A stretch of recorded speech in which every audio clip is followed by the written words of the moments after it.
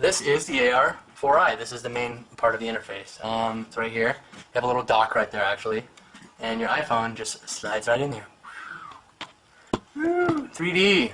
3D all over the place today. So, from the top here, let's start from the top, we have a cold stream out in the middle. We have our input volume right there. You can see it says input volume. And what looks to be a meter underneath that. There's 3 green, 1 red, and that'll let you know if you're clipping. And we have input 1 and input 2. So 2 inputs right there on the top, or the side. Well, I'll get to that in a second. We have, on this side, we have a spot where you can mount it to a stand, which is pretty cool. And then we have the bottom here. On the bottom, we have our DC in right here, which will actually allow you to plug it into a computer. So you can power it off of a mini USB actually instead of using batteries, but it's kind of hard to film stuff when you're plugged into the computer. We have a headphone jack right there. We have an input 3 right there, and we have headphone volume control and another mount hole right here. Another hole to mount it on there. And then we have a serial number at the bottom right here. And that's pretty much it. There's nothing on this side except a couple screws. It feels pretty solid. It feels like a regular camera would, I guess. It came with batteries, and those actually go in here, right there. Where the batteries go. Two AAAs. So that's pretty cool. And what happens here? Let's see. In these little bags, we have little baby microphones. These are actually cardioid mics. They're supposed to be pretty high quality. I've actually watched some video examples of this on YouTube, for where you're watching this on, and you can actually hear the audio quality. But don't watch those. Watch mine, because I'm going to show you in a second here. We have another mic. So we have 2 mics. And now you may be asking, which is the same question I was just asking myself, we have 2 mics and 3 inputs. Well, let's see. We plug in the mics in the top in their specified holes, and we have something like that. I have it looking like this. You can actually screw this handle into the bottom here, and you can hold it like that, right? So you can videotape stuff and you can have a good stereo pan there. This will record in stereo on your iPhone, unlike the mic that's on it already, which only records in mono. So that's a pretty cool little feature.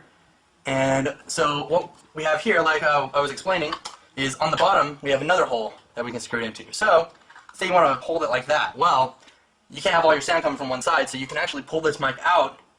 Sorry, not that one. Don't listen to me. You pull the top one out, and you can put it in input 3. So that's pretty cool. So you can hold it like this or like that.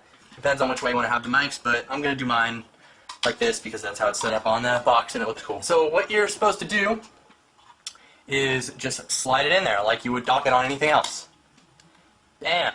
Right in the back of there. Just docks right there. So let's unlock it. And right when you dock it, the power actually turns on. If I turn up the input volume, hello, hello, check, hello, I'm clipping.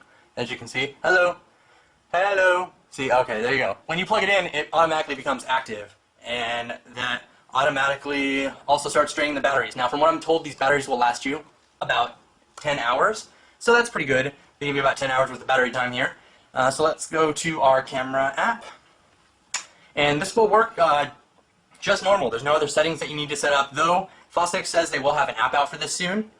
And so see, there you go. It's a camera inside of a camera. Oh my gosh.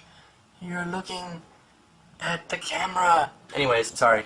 I get amused very easily. So, I'm going to show you how the iPhone actually sounds with just the iPhone audio filming stuff right now. Alright you guys, this is the audio test for my iPhone. This is how the iPhone mic sounds with the video, though I'm sure most of you that are watching this are familiar with how the iPhone mic sounds. So, I'm going to switch it over to the AR4i mics, which are right there, and you'll be able to hear how that sounds. Hold on. Alright guys, this is actually the audio from the AR4i. I'm sure you can hear the difference in my voice. It sounds very clear, at least to me it sounds very clear, and it gives my voice a lot more tone to it. And these mics are actually directional, so you can actually turn them around like this, and now that you can actually hear now that I have it turned around, or you can even have one facing you and one facing the person that you're interviewing or whatever. And you'll be able to hear the good quality audio on there. It's a very cool device from Fostex, very high quality mics. It's like a mic amplifier for your iPhone.